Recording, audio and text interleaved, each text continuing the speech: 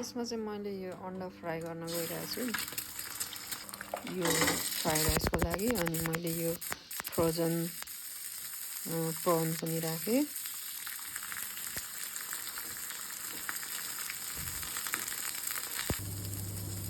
अब यसलाई अलि पानी सुक्न दिनुपर्छ।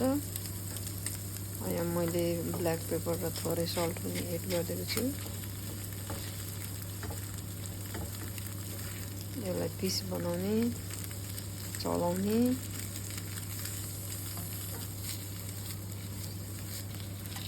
अब यहाँ चाहिँ मैले यो फ्रोजन भेजिटेबल राखेँ।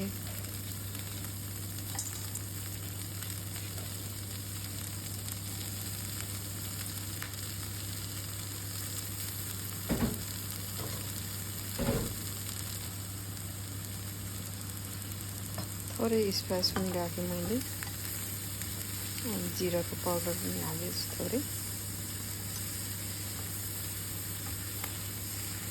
यसलाई राम्ररी चलाउने। ल यस्तो भयो यो चाहिँ। अब यसलाई चाहिँ निकालेर म अब अर्को प्यानमा चाहिँ राइसलाई चाहिँ फ्राई गर्न गइरहेको छु। यो चाहिँ क्युमिन सिड्स हो। फ्राई राइसमा राम्रो हुन्छ। त्यसमा मैले राइस राखेँ अनि थोरै नै सल्ट पनि राखेँ। यो चाहिँ सिजनिङ लिक्विड हो, यो पनि राम्रो हुन्छ। अरू सस राख्नुभयो भने पनि हुन्छ हजुरहरूले। हामी चाहिँ यही राख्छौँ। यसमा चाहिँ मैले अघि फ्राई गरेको एग, प्रन र भेजिटेबल चाहिँ यो राइसमा राखेर मिक्स गर्दैछु।